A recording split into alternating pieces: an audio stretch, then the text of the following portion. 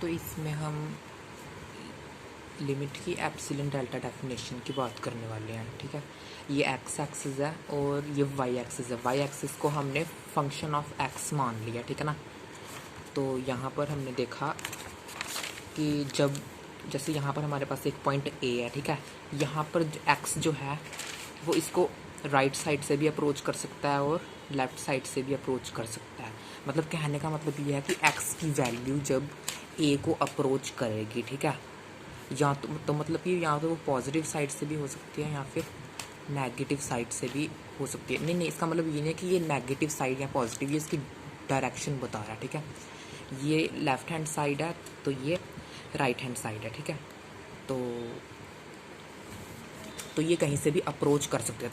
तो जब एक्स जो है वो ए को अप्रोच करेगी उस टाइम क्या होगा कि जो एफ एक्स है वो ऑटोमेटिकली एल की तरफ अप्रोच हो जाएगा। मतलब कि वहाँ तक उसकी लिमिट, मतलब कि ये उसकी लिमिट होगी। ठीक है, वो एल तक अप्रोच कर जाएगा तो एल उसकी क्या होगी, लिमिट।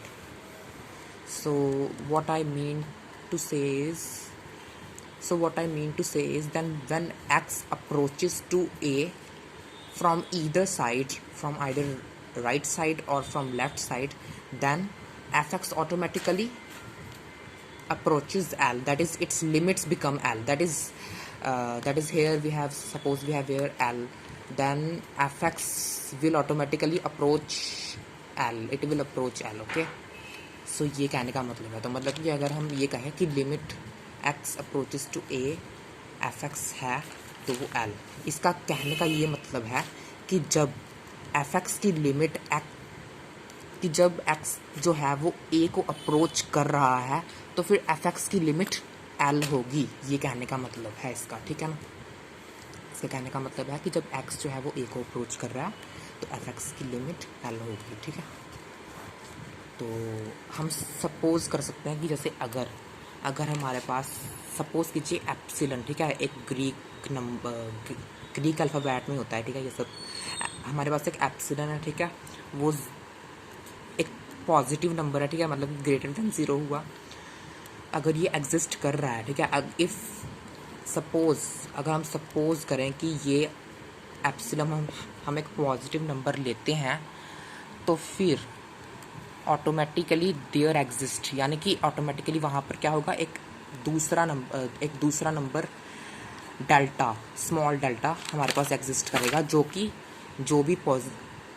जो होगा पॉजिटिव, लेकिन ये डिपेंड किस पर करेगा, एप्सिलॉन पर। ठीक है, यानी इस पर डिपेंड करेगा। ठीक है, मतलब कि ये epsilon is a function of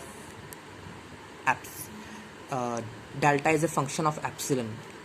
That means that delta depends on epsilon simply. ठीक है, तो अगर हमने सपोज किया कि हमारे पास एक एप्सिलॉन है, एक पॉजिटिव नंबर, तो फिर उसके लिए एग्जिस्ट करता है एक दूसरा नंबर डेल्टा जो भी एक पॉजिटिव नंबर है। ठीक है, और वो डिपेंड कर रहा है एप्सिलॉन पर। ठीक है, और एप्सिलॉन जो है वो बहुत छोटा नंबर हो सकता है। ठीक है ना, तो मतलब कि डेल्टा भी उस पर डिपेंड करेगा, उस एप्सिलॉन की वैल्यू पर डिपेंड करेगा। ठीक है, इस तरह से कि हमारे पास जो एफ एक्स और एल के बीच का डिस्टेंस होगा वो हमारे पास क्या आ जाएगा, वो एप्सिलॉन से कम आ जाएगा। ठीक है, वो इस एप्सिलॉन की वैल्यू से कम होगा। यानी अगर हम यहाँ पर ये देखिए, ग्राफ में देखिए, एफ एक्स हमारे पास, मतलब एफ एक्स की अगर कोई भी वैल्यू है तो अगर मतलब वो एल को अप्रोच कर रहा है अभी, ठीक है, तो उनके बीच का डिस्टेंस समझ लो कि अभी उनके बीच में थोड़ा सा फ़र्क है। एफ एक्स यहाँ पर है कहीं, ठीक है, और एल यहाँ पर है। मतलब अगर हम ऐसे लें तो ये अप्रोच कर रहा है अभी एल को, है ना, तो अभी ये एल को अप्रोच कर रहा है, तो मतलब इनके बीच में थोड़ा डिस्टेंस हो सकता है। क्या मतलब 0 से थोड़ा सा ज़्यादा हो, बट 0 भी हो सकता है। ठीक है, तो मतलब ये एप्सिलॉन से कम ही होगा, मतलब कि बहुत छोटा, नेग्लिजिबल, लेकिन कुछ ना कुछ वैल्यू होगी। ठीक है,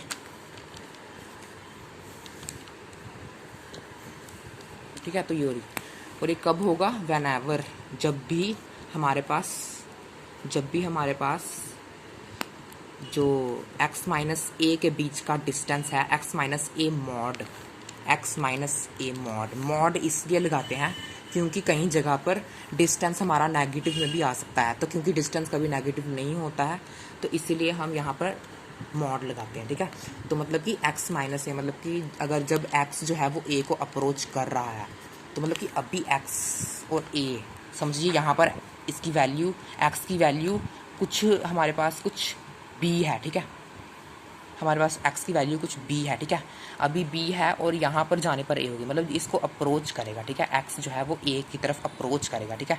इस पॉइंट पर इसकी वैल्यू b है और यहाँ पर जब ये a की तरफ जाएगा, ठीक है, तो क्या होगा कि a को, अगर हम a को इंक्लूड ना करें, अगर देखिए x अगर a की तरफ अप्रोच कर रहा है, ठीक है, और अगर हम a को ही इंक्लूड ना करें, यानी कि x कभी भी a तक पहुंच ही नहीं पाएगा, क्योंकि a को हमने क्या कर दिया, एक्सक्लूड कर दिया। तो मतलब x कभी भी a की तरफ नहीं पहुंच पाएगा, मतलब इनके बीच का डिस्टेंस कभी भी ज़ीरो नहीं हो पाएगा, हमेशा कुछ ना कुछ वैल्यू होगी, ठीक है, कुछ ना कुछ ज़ीरो से बड़ा ही होगा। तो मतलब कि ये हमारे पास ज़ीरो से ज़्यादा ही होगा, और क्योंकि ये एक्सक्लूड कर लिया है हमने, तो इसलिए हम इसे कहेंगे डिलीटेड नेबरहुड ऑफ ए, ठीक है, डिलीटेड नेबरहुड ऑफ ए, ठीक है, ठीक है। तो ये हमारे पास ज़ीरो से क्या है, ग्रेटर है, ठीक है, लेकिन ये एप्सिलॉन से छोटा होगा, ठीक है, एप्सिलॉन से छोटा ही होगा, हमेशा छोटा रहेगा ये एप्सिलॉन से, लेकिन ज़ीरो से क्या होगा, छोटा, ठीक है। डिलीटेड नेबरहुड ऑफ ए का मतलब ये है, मतलब कभी ज़ीरो अप्रोच कर ही नहीं सकता है, ठीक है, ठीक है। तो मतलब हमारे पास ये आ जाएगा, ठीक है, मतलब ठीक है, मतलब अगर ये सिचुएशन हो रही है हमारे पास, ठीक है, जब भी ये सिचुएशन हो तो तब हमारे पास इनके बीच का डिस्टेंस एप्सिलॉन से कम होगा, ठीक है। ये हमने बस एक बाहरी सपोजिशंस की हैं, ठीक है ना, इनको इन ग्राफ्स के साथ आप कंपेयर ना करें, ये बस हम एप्सिलॉन को इनके बीच का हम मान रहे हैं कि मतलब, अब यहाँ पर ये देखिए, ये यहाँ पर हम डिलीटेड नेबरहुड ऑफ ए की बात कर रहे हैं, ठीक है, ठीक है। लेकिन अगर हम सिर्फ नेबरहुड ऑफ ए की बात करें, जहाँ पर ए हमने इंक्लूड किया है, मतलब कि उसे डिलीट नहीं किया है वहाँ से, तो तब हमारे पास कंडीशन ऐसी आ जाएगी, ठीक है। इसका मतलब है कि x माइनस ए जो है वो o से कम नहीं होगा, ठीक है, मतलब ये o को अप्रोच कर सकता है, मतलब distance x minus A can approach value of zero, मतलब ये ज़ीरो वैल्यू अप्रोच कर सकता है। और यही तो है, जब x को नहीं हटाएंगे, मतलब किसी ना किसी पॉइंट पर x जो है वो a के साथ मिल जाएगा, ठीक है, ये दोनों कोइंसीड कर लेंगे, ऐसा पॉइंट आएगा जहाँ पर a और x क्या हो जाएंगे, बराबर हो जाएंगे, ठीक है, यानी उनके बीच का डिस्टेंस ज़ीरो हो जाएगा। तो इसीलिए मतलब इसमें हमने क्या किया था, इसमें हमने a को इंक्लूड किया था, ठीक है, ठीक है। तो मतलब कि यहाँ हम ये नहीं लिखेंगे, यहाँ पर हम ये चीज़ नहीं लिखेंगे कि ये चीज़ ज़ीरो से ज़्यादा है, ये नहीं लिखेंगे, क्योंकि ज़ीरो अप्रोच कर सकता है, क्योंकि a हमने इंक्लूड किया है। जहाँ पर हमने a को एक्सक्लूड कर दिया, वहाँ पर वो कभी ज़ीरो को अप्रोच कर ही नहीं पाएगा, क्योंकि यहाँ पर हमने देखो a को हटा ही दिया, तो x कभी भी a की तरफ जा ही नहीं पाएगा, है ना। तो मतलब कभी भी x और a के बीच का डिस्टेंस ज़ीरो हो ही नहीं पाएगा।